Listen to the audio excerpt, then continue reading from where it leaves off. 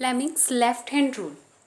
Student, Fleming's left hand rule है, ये बहुत ही इम्पॉर्टेंट है और इसकी हेल्प से हम अपने पास अगर दो चीज़ें हो, यानी कि एक तो मैग्नेटिक फील्ड हो और दूसरा करंट हो, तब हम उससे फोर्स की डायरेक्शन पता कर सकते हैं।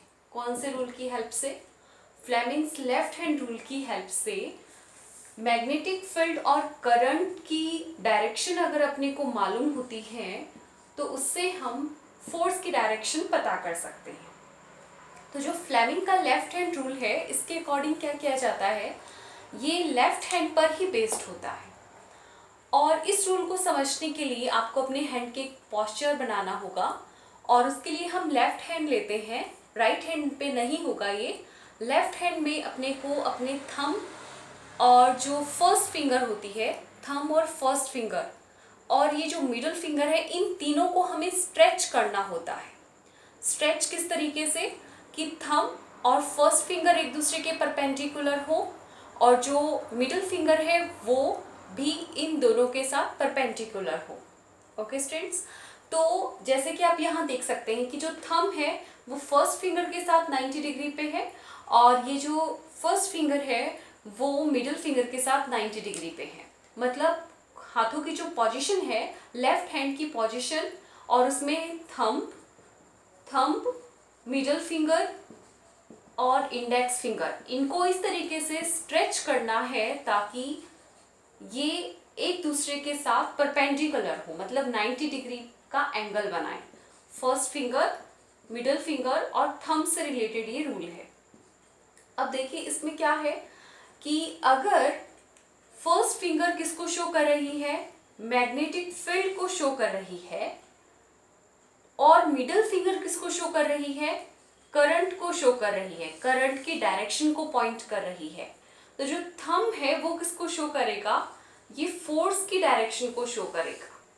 इसमें अपने को ध्यान रखना है कि जो मिडिल फिंगर है वो शो कर रही है करंट की डायरेक्शन को, मिडिल फिंगर करंट की डायरेक्शन को शो करेगी, और अगर ये जो फर्स्ट फिंगर है ये शो कर रही है किसको, मैग्नेटिक फील्ड की डायरेक्शन को, तो जो थंब है वो शो करेगा, ये पॉइंट करेगा किसकी डायरेक्शन को, ये फोर्स की यानी कि मोशन की डायरेक्शन को शो करता है।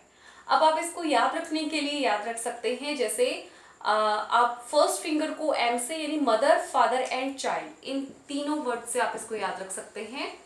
Mother, father and child. Mother से हम याद रख सकते हैं मैग्नेटिक फील्ड, और एफ जो फादर है उससे हम याद रख सकते हैं मैग्नेटिक फील्ड हो गया मदर से रिलेटेड, फादर है फोर्स से रिलेटेड, इसके फर्स्ट लेटर को हम यूज में ले रहे हैं, और चाइल्ड है वो हो गया करंट से रिलेटेड।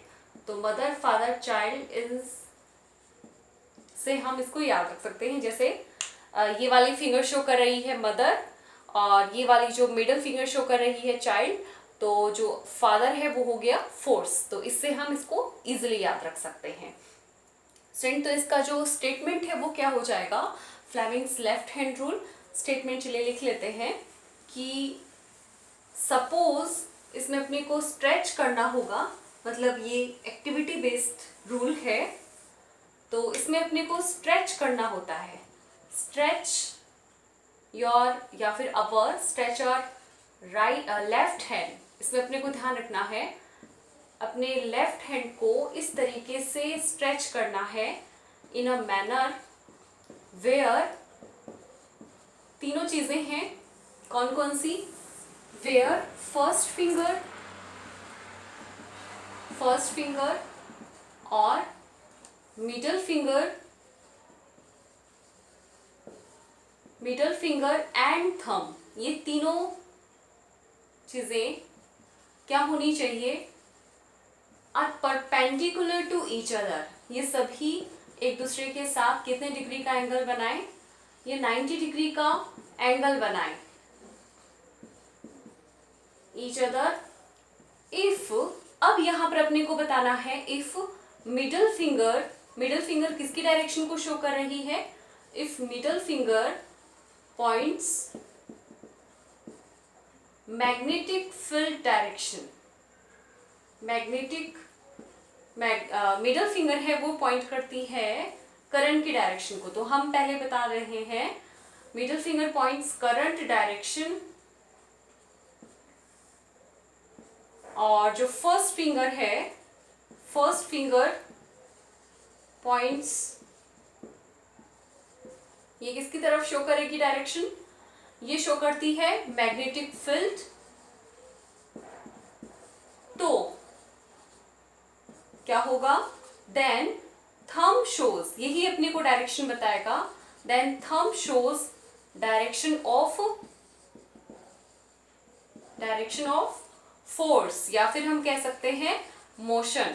ये फोर्स या फिर मोशन की डायरेक्शन को शो करेगा। लेकिन कंडीशन क्या है कि तीनों एक दूसरे की क्या होनी चाहिए?